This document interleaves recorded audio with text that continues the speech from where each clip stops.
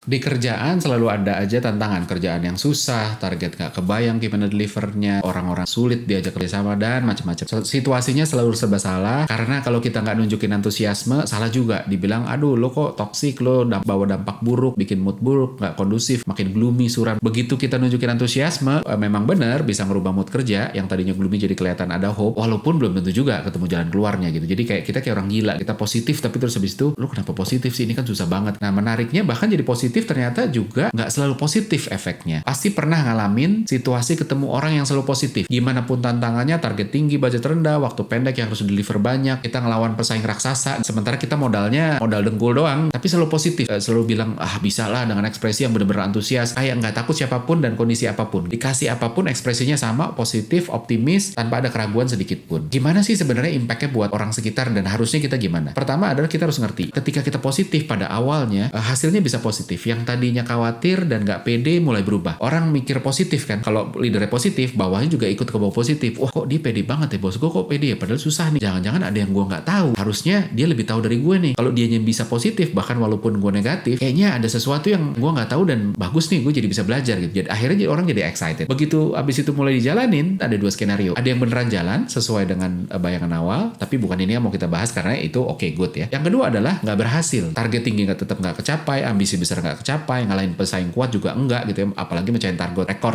achievement apapun itu nggak kecapai, gagal. Dan menariknya dalam situasi ini, orang positif ini, orang optimis ini, dia tetap optimis gitu. Dia balik lagi bilang, aduh kita coba lagi, pasti bisa, gue tahu nih sekarang caranya. Dulu kan gue belum tahu gitu, dulu aja gue belum tahu aja optimis, apalagi sekarang. Dan yang lain pun mulai semangat lagi. Singkat cerita, berulang lagi dan balik lagi. Bisa abis itu jalan, which itu bagus dan kita nggak perlu bahas. Satu lagi adalah nggak jalan. Dan menariknya ketika nggak jalan, balik lagi, dia optimis terus begitu aja. Nah disinilah yang jadi persoalan. Selalu ada yang mau berkali-kali gagal masih selalu optimis. Mereka mikir ya opsinya cuma itu, lu bisa apa lagi gitu kan. Mau seberat apapun challenge-nya, kalau lu negatif juga nggak merubah keadaan. Mendingan positif, kita bangun mood positif setidaknya. Mereka berpikir ini satu-satunya jalan untuk satu-satunya yang bisa dilakuin untuk bawa energi positif sehingga kita punya daya juang yang lebih bagus lagi. Nah sayangnya yang terjadi nggak selalu malah bisa jadi energi positif, karena energi positif bisa berakhir negatif. Kok bisa sih? Ada terminologi namanya blind optimism. Optimisme buta. Orang model begini yang selalu optimis apapun situasinya, bahkan setelah gagal berkali-kali, dia tutup mata terhadap gap antara challenge dengan resource. Tantangannya gede banget, modalnya cekak, dia tutup mata. Dia selalu menyebarkan optimisme, berpikir yang penting positif aja. Dengan positif kita bisa bawa energi tambahan, lepas dari tahu caranya apa enggak. Dan seperti penjelasan tadi, di awalnya oke, bisa jalan yang dipikirin, bawa energi positif. Kalau timnya orang-orang ngerti, maka mereka tahu kayak, aduh nih, gue kan ngerti, gue lebih pengalaman dari bos gue. Bos gue gila apa ya? Ini susahnya ampun-ampunan, gue tahu nih, ini nggak bakal jalan. Kok dia masih optimis? Jadi positif juga tetap harus punya alasan, bukan sekedar positif buta. Harus ada dasarnya. Apa sih yang bikin kita optimis? Penjelasannya gimana? Kemungkinannya apa? Dan seberapa besar kemungkinan itu? Kalau kemungkinannya masih 50-50, mungkin orang masih, oh ya, masih bisa lah gitu ya. Atau bahkan kalau challenge-nya gede banget dan gak ada pilihan, 30% mungkin orang masih kayak, ayo deh, boleh deh, kita coba deh. Tapi di bawah itu, sulit. Kemungkinannya cuma 5% berhasil, terus orangnya optimisnya seolah-olah ini kemungkinan berhasilnya 1000%. Dan udah berkali-kali optimis dan gagal, masih optimis itu sulit. Orang malah takut. Supaya gampang bayangin, saya kasih contoh. Anggap aja gini, kita ditantangin taruhan. Berantem sama singa, 3 lawan 3. Lu bertiga gitu ya, ada satu leadernya, ada 2 anak buahnya, lawan 3 ekor singa. Kayak gladiator gitu ya. Dikasih modal pisau lipat. Kalau lu menang, lu gue kasih 10 miliar. Kalau lu kalah, lu nggak usah bayar apapun, walaupun juga belum tentu selamat juga. Nah, orang pintar kan langsung berhitung. Kemungkinan menangnya kecil, lu mau lawan singa. Gila, singa itu bobot lebih gede dari kita, tenaganya lebih gede gitu. Susah bayangin bisa menang. Mending nggak usah deh. Bahkan walaupun leadernya optimis, kita bisa bilang,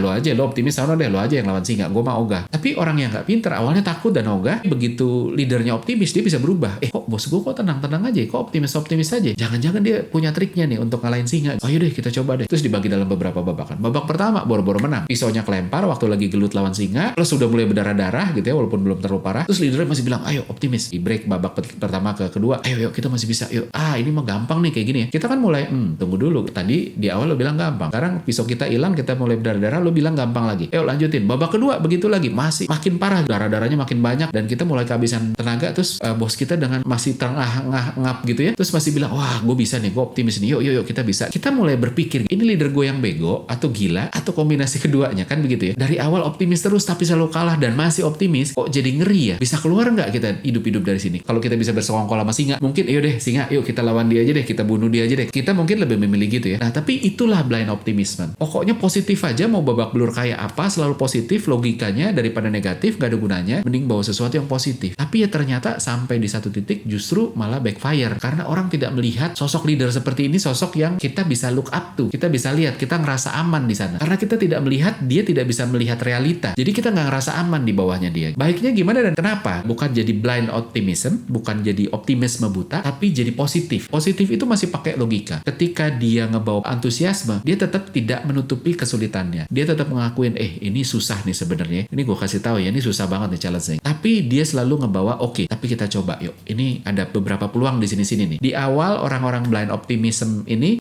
ini bisa lah, dia cuma ngomongnya gitu. Kalau orang-orang positif, ini lumayan challenging, tapi kita coba sama-sama deh yuk. Setelah gagal sekali, orang-orang blind optimism selalu bilang, jangan khawatir, kita coba lagi pasti bisa lah. Yuk, tenang aja, yuk. Tadi kan gue belum pengalaman, sekarang udah pengalaman. Dia bilang gitu. Orang-orang positif akan bilangnya adalah, lumayan susah nih ya. Ada yang kita bisa perbaiki nggak sih untuk kita bisa coba lagi dan mungkin bisa berhasil? Kalau ada, yuk kita coba lagi yuk. Setelah gagal berkali-kali, orang blind optimism selalu bilang, ayo jangan patah semangat, kita lawan gitu. Kita udah mulai, mbahmu lawannya gimana? Gitu udah babak belur. Tapi orang-orang positif bilang, sejujurnya gue nggak tahu gimana cara menang nih ya. Dan sejujurnya lumayan challenging. Tapi kita kan juga nggak punya pilihan lain. Kecuali lu punya pilihan lain, ayo deh kita ambil pilihan lain. Tapi kalau nggak ada, ya udah, yuk kita hadapin aja. Kita cari caranya bareng-bareng. Jadi bedanya di sana. Dia nunjukin authenticity. Orang-orang positif, bukan orang blind optimism, itu selalu acknowledge challenge. Challenge-nya apa sih? Nggak tutup mata sama keadaan. Buat orang make sense. Oh iya, dia make sense karena dia nggak cuma ngomong hal-hal positif, tapi hal-hal yang kita kayaknya punya gap dan make sense. Memang kita punya gap itu. Dan orang ngerasa lebih mau jalan bareng karena leadernya nunjukin sesuatu yang juga dia rasain. Bos gue ngeliat yang gue lihat juga. Jadi gue ngerasa gue nggak jadi orang aneh. Bos gue make sense nih pikirannya. Yang kedua adalah mereka nunjukin vulnerability. Kerapuhan. Bikin tim jadi ngerasa, bukan gue doang yang bodoh. Bos gue juga ternyata juga sama kayak gue. Dia ngerasain challenge yang, wah ini berat juga. Dan ternyata itu akan membuat orang jadi, kalau karena kita sama, yuk kita fight bareng. Kalau dia optimis dan